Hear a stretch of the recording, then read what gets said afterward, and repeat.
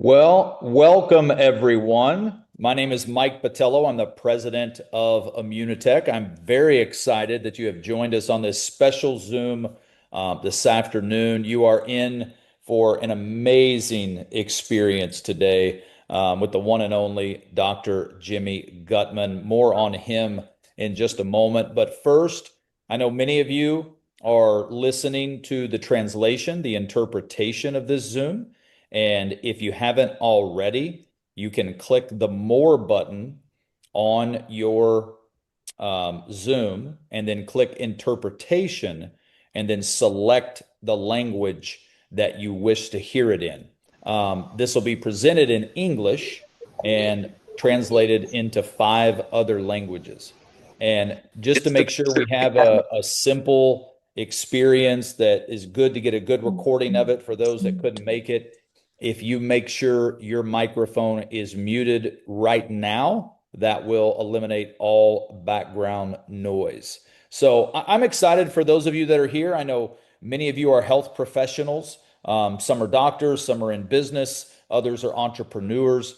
Immunotech has been in business for over 30 years. Matter of fact, this is our 30th year anniversary this year that we're celebrating next week in Montreal, Canada, where the company was founded. And you have a company that has what not many other companies have, especially startups or other businesses, and that is 30 years of proof, 30 years of trust. And that's what you're going to hear about today is the foundation of that proof, the foundation of that trust.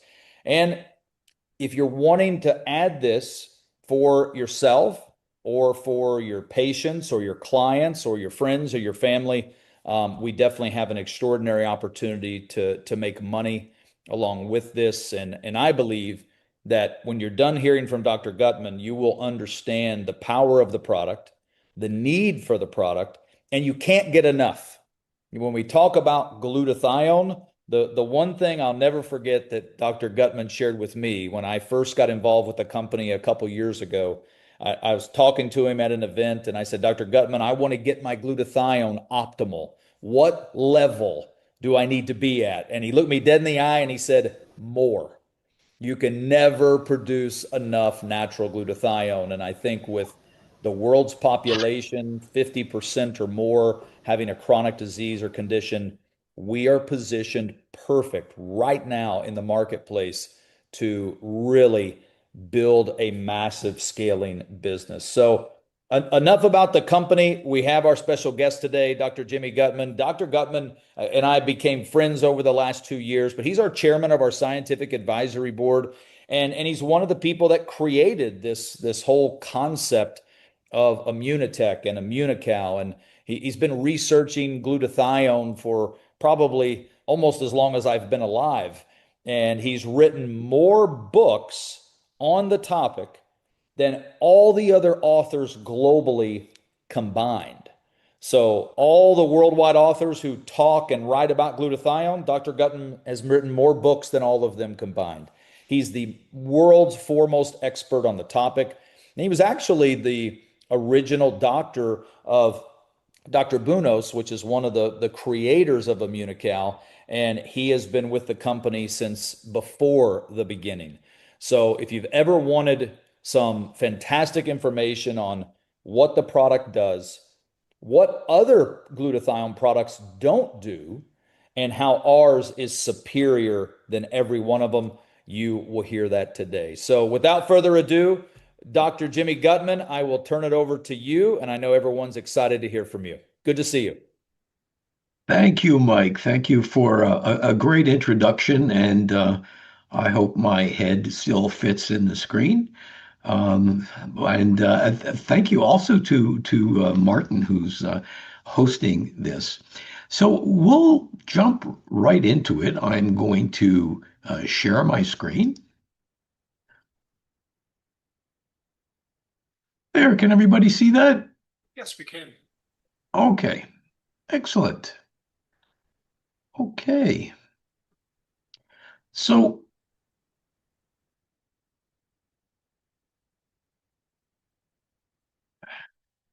this word Glutathione.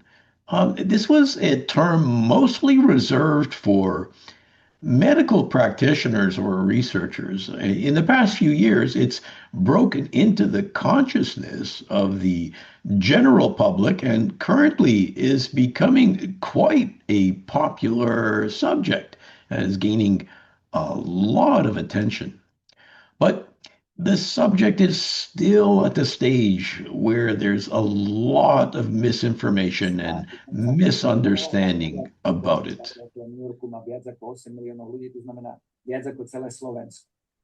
Um, yeah, there's a little bit of leakage of sound. Maybe if we can make sure everybody's muted.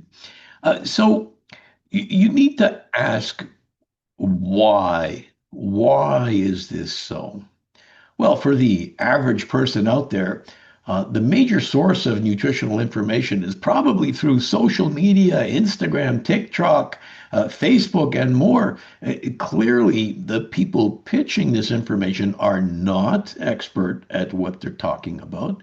And for the ones who claim to be experts, well, I've listened to many of them talking about glutathione, and they are most often getting things really wrong. Also, going to websites that actually promote a product, well, I don't understand how people can fully trust what they're looking at. Finally, there are those that really have good intentions, but their source of information is based on animal studies or even cell culture studies. Now, all of this is interesting and even necessary, but if you, as a health professional, are going to recommend a product to your patients, it really should be based on placebo controlled, double blind, randomized clinical trials done on humans and studies that have been replicated by others. And you have to actually read the studies themselves to ensure that they're well done. So this requires some work, and you need to be using reputable websites like pubmed.gov or something similar, a place that gives you access to the original research, not just somebody's interpretation. And that's what I'm going to be presenting today.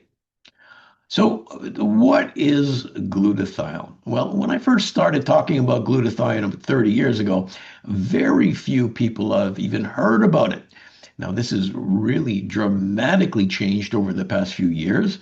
I used to say that the word glutathione would soon be used as commonly as a word like antioxidant.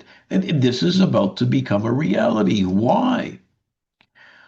Well, if you go to a website like PubMed, again, this is a site that every researcher in the world uses probably daily.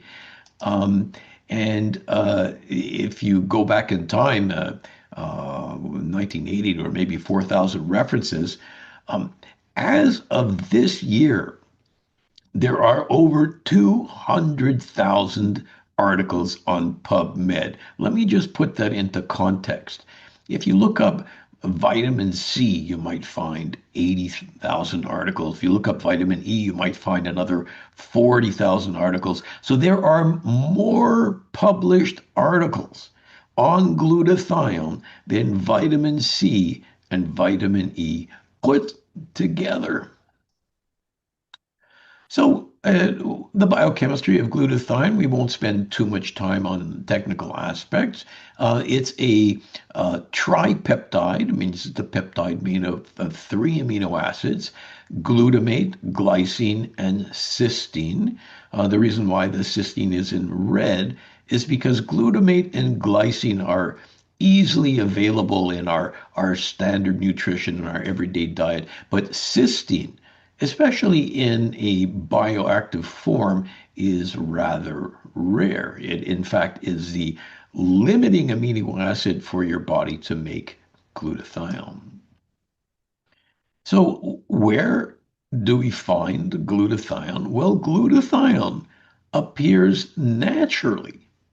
It appears naturally in every single cell of your body. In fact, glutathione appears in the cells of every living organism on Earth, everything that's alive has glutathione in their cells. And it was described about 150 years ago as essential to life because it seemed to appear in every type of cell examined. So, what does glutathione do in the cell? Well, if I had a few hours, I could talk about many different things, 40 or 50 or even 60 things that glutathione does inside of your cell. But we're going to simplify this. We're going to break it down into an acronym, and that acronym is glutathione. What a great idea. What does IDEA stand for? I stands for the immune system, D for detoxification, E for energy, and A for antioxidant. Now let's look at these in turn because if you understand these four, you'll understand probably 90% of what glutathione does in your cell.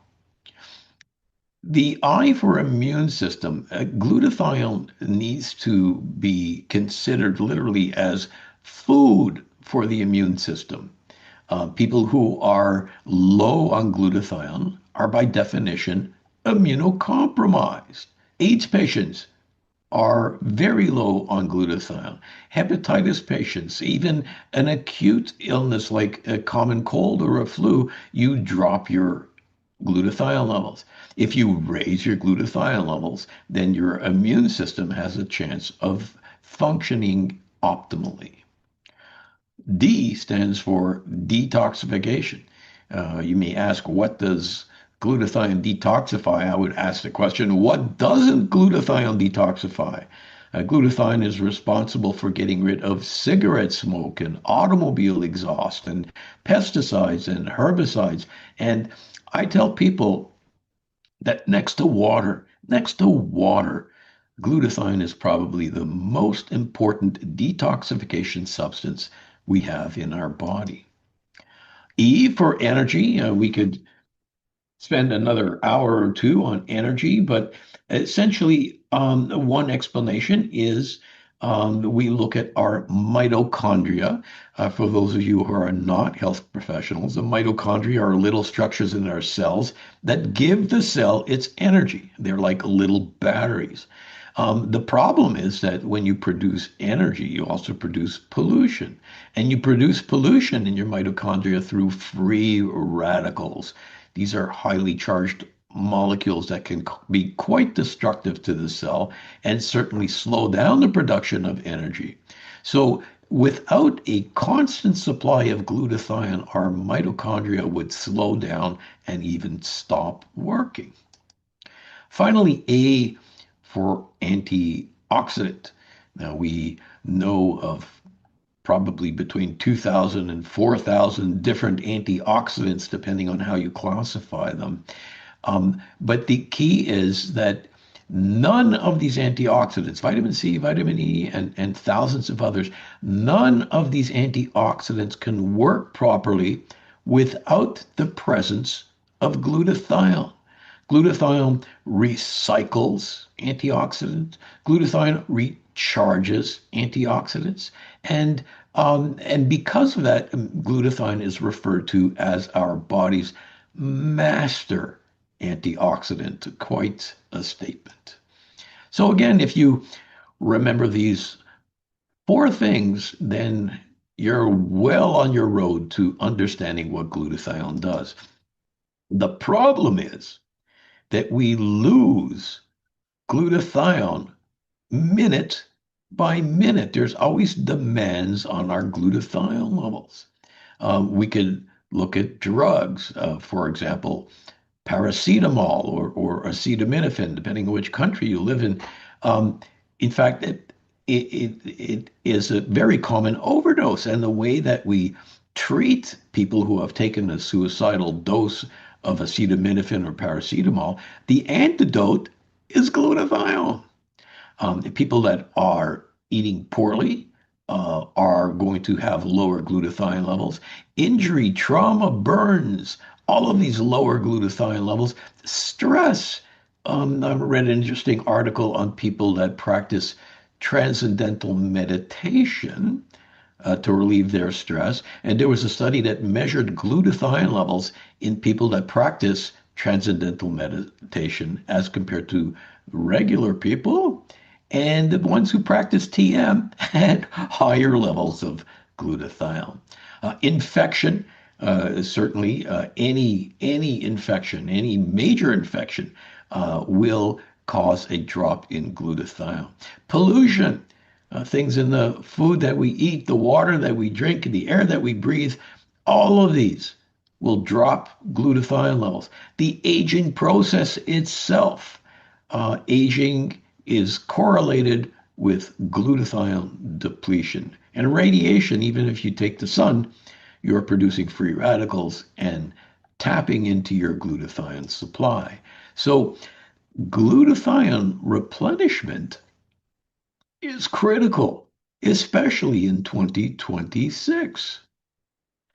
And again, if we go to PubMed, which is a major source of original articles, again, there are over 200,000 articles on glutathione available now. What do they show? Well, let's take a look at this. Let's look at raising glutathione. Now, this slide might be the most important series of slides that you see today. So pay attention. If the only thing you remember from this presentation is this short series of slides, then I feel like my job is done.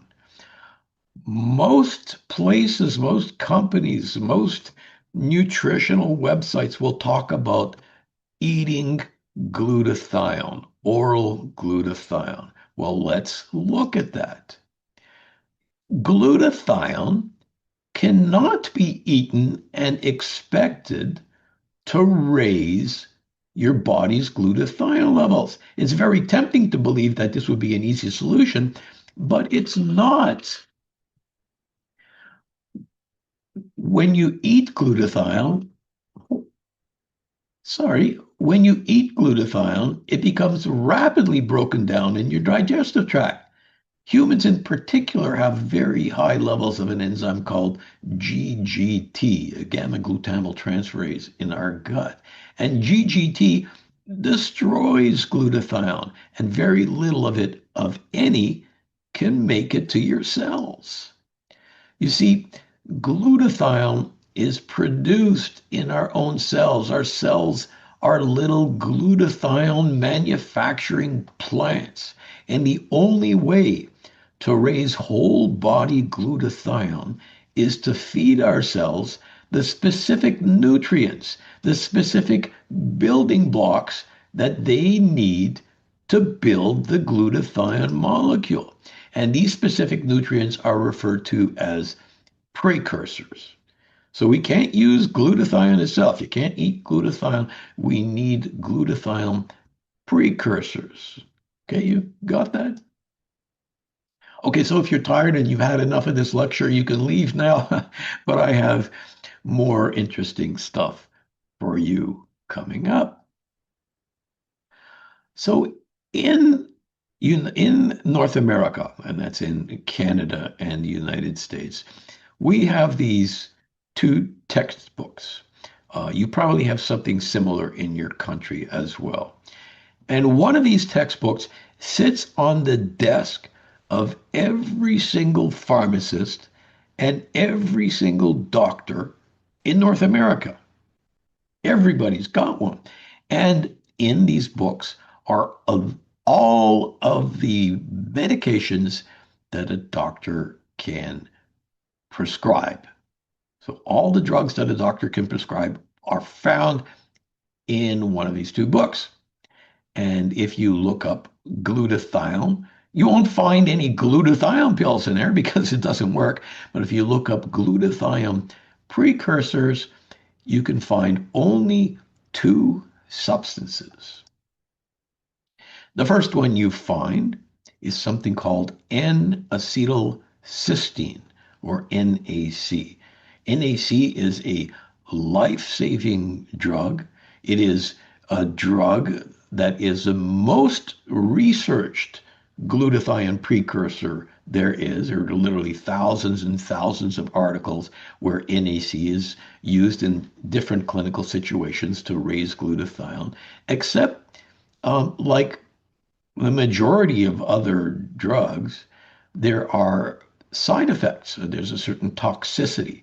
And most of the side effects, the common ones, are related to the gastrointestinal system, like nausea, vomiting, and cramps, and even diarrhea. So there are side effects. The other problem is that it has what we call a short half-life. In other words, if you take N-acetylcysteine, it only lasts 3 or 4 hours. So you need to take it multiple times during the day. And if you felt sick the first time you took it, you'll feel 3 times as sick the third time you take it. And the effects eventually wear off after a couple of weeks of N-acetylcysteine. It doesn't seem to work as well. And finally, NAC has absolutely no nutritional value. The other thing that you'll find in these books is Immunocal, which is an undenatured whey protein isolate. And it appears in these books it's written up with the pharmacology, indications, contraindications, and again, anybody in Canada or United States who wants their doctor to know about glutathione or Immunocal. They just need to open up that book, and it's there right in front of their face, which is just lends a tremendous amount of credibility. So Immunocal is a patented glutathione precursor. It's listed in those books as a glutathione precursor, and is the richest source of natural glutathione precursors. Again, up to 50 years of research done on this. And it doesn't, unlike NAC, which has no nutritional value, well, if we look at something called a BV, a biological value, which is something that measures the importance of any edible protein to your metabolism, Immunocal has a higher biological value than any edible protein, more than egg, more than milk, more than beef, more than soy. Immunocal is head and shoulders above the value of any other edible protein. So this is, besides glutathione, of tremendous benefit. So let's quickly look at some other glutathione products. Now, if we looked up oral glutathione papers, again, there are literally uh, hundreds of articles published that show that oral glutathione is not effective, and thousands that remark the same. This is well established in the literature. Here are just um, a dozen or so papers that you can look at that show that oral glutathione doesn't work. But wait, many people will pull out this study to show that oral glutathione does in fact raise body levels of glutathione. Okay, let's look at this. It was written in 2015. It was a 6-month study done in 54 adults. Oh, let's delve in a little bit. It was published in the European Journal of Nutrition. Now, take note of that. Also, take note of the lead author, one John P. Ritchie Jr. You'll see why this is important in a minute. John Ritchie Jr. Another thing to pay attention to is that the study was funded by the largest manufacturer of glutathione supplements, oral glutathione supplements, Kiowa Hakko Bio Company. They make the very popular brand called Cetria glutathione, a very, very big seller. I'm not saying that this is necessarily implies a biased outcome, but it does remain suspect. Also, given that there are over 200,000 articles on glutathione and most of them agree that oral glutathione is not effective, this study was roundly criticized and stands pretty much alone in its findings. But people still refer to it, unfortunately. These articles over 10 years old. It hasn't been reproduced, but people still drag this article out. Now, what about liposomal glutathione? This has made a huge splash in the glutathione world. By coating the glutathione in a lipid layer, it supposedly protects the glutathione from being broken down in the gastrointestinal tract and it supposedly gets effectively absorbed. It is being called a breakthrough in glutathione delivery. There are literally hundreds of startup companies promoting its use. It's exploding in popularity. And there are even health professionals spouting its benefits. Okay, this is all great, but does it work? Does it work? So there's one paper, a single paper that everyone uses as so-called proof. Here it is. It's written in 2018. That's quite a few years ago.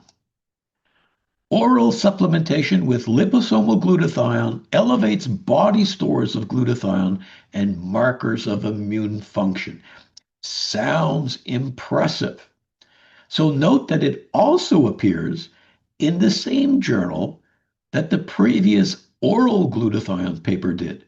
Now, that's not bad in itself, but who's the main author?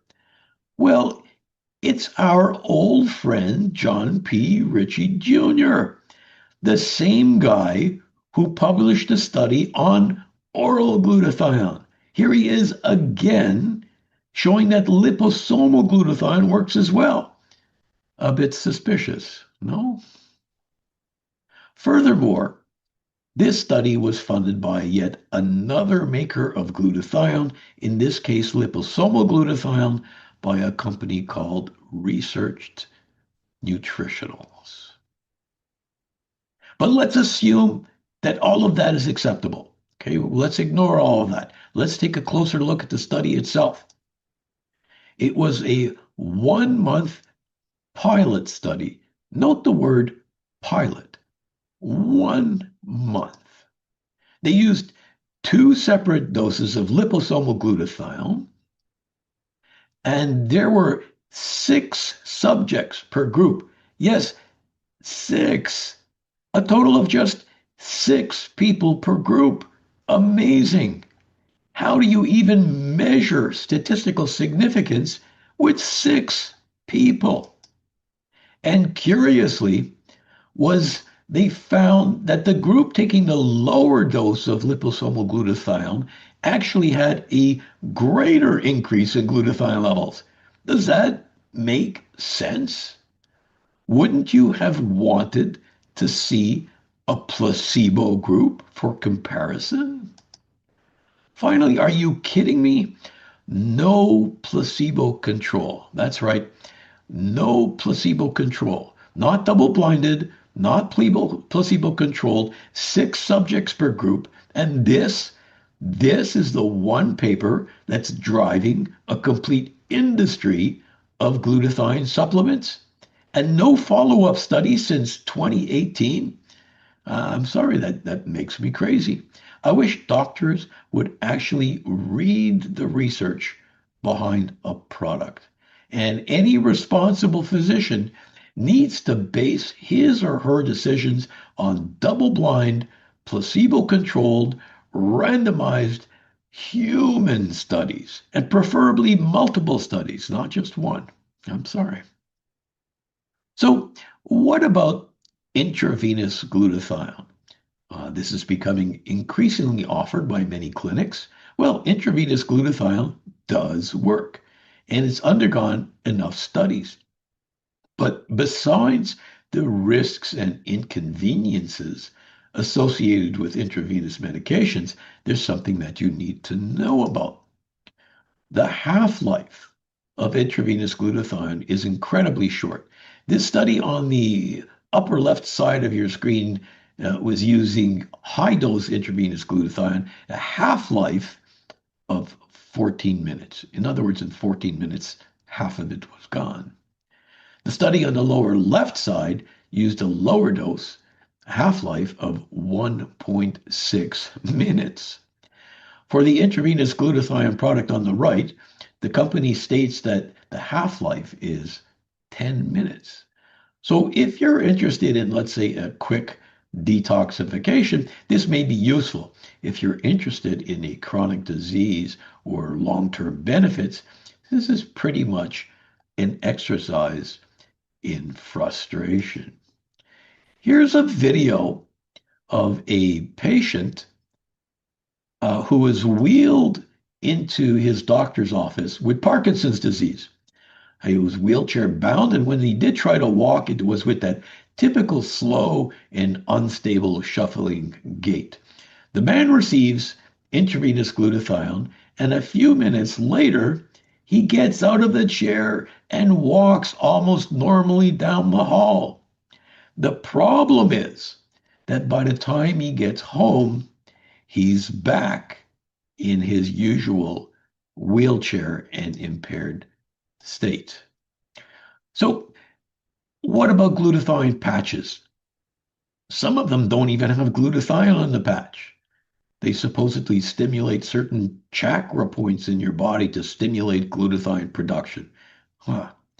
And the ones that do have glutathione in them, well, they may possibly raise glutathione on the skin directly under the patch, but not deeper. You can even get some of these glutathione patches on AliExpress, trustworthy source of medication. Small studies have confirmed that glutathione can be delivered through a nebulizer. This is particularly useful in lung disease, so you could do that. And what about glutathione mouthwashes? Absolutely no evidence that these work. This one, you're supposed to swish this around in your mouth, and because the glutathione is supposedly in a nano form, it gets absorbed by the buccal tissues. Nonsense. Absolutely zero clinical evidence. So let's move on and just look at a little bit of research. Here we see a graph looking at glutathione levels in the aging human. And we see that glutathione levels drop about 10% every decade. So the older you get, the lower your glutathione levels are. But if you measure glutathione levels in people who are like 100 years old, all of a sudden we find high glutathione levels. My question to you is, why? Why? Well, the answer is that's why they were 100 years old, because they had the genetic ability to maintain good glutathione levels throughout their life. So their friends and their enemies were selected out of the population and died. This is natural selection at its finest. Let's look at glutathione levels in health. So this study was done on geriatric patients. There were three groups of geriatric patients and one group of young volunteers. The young volunteers had very good glutathione levels. Then we looked at a group called healthy elderly people.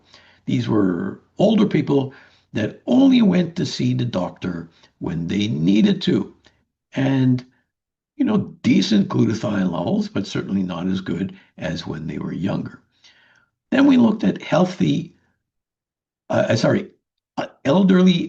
outpatients. These are older people who went to see their doctor regularly for a blood pressure check, for prescription renewal, that kind of thing.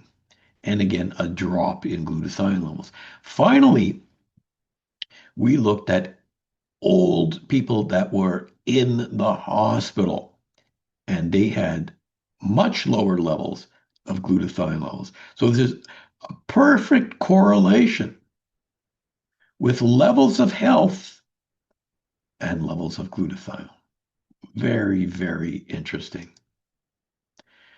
Now let's move from aging and health to something that we started looking at the turn of the century, and that is glutathione levels in the extremely healthy individual. So we looked at athletes.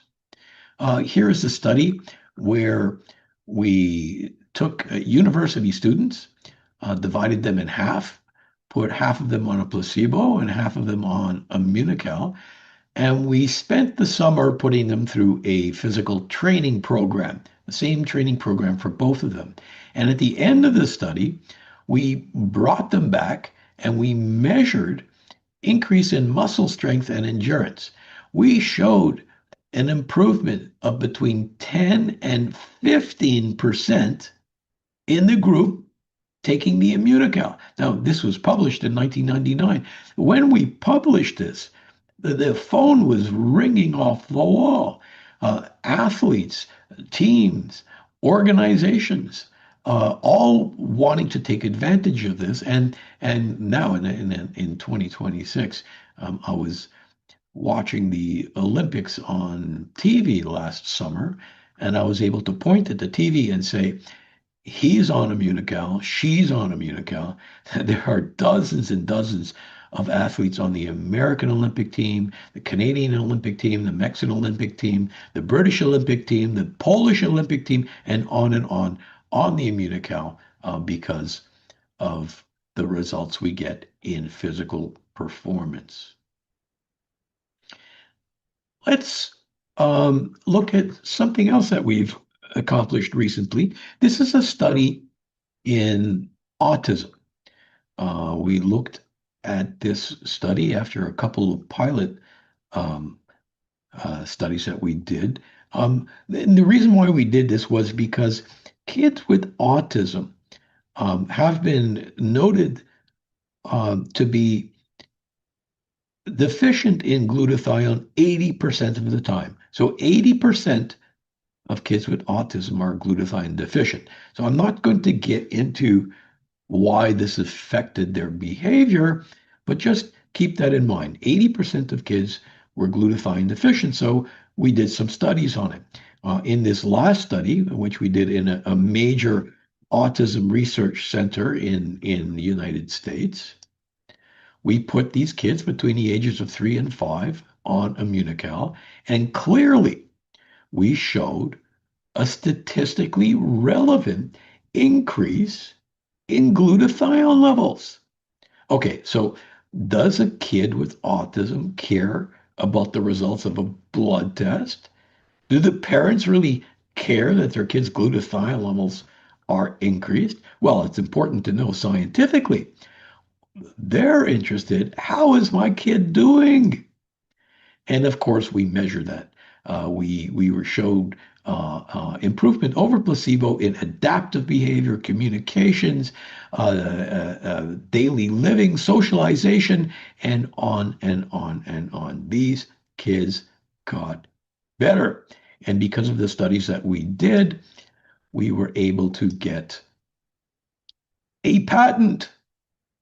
This is an American patent, USA patent, for the treatment of autism.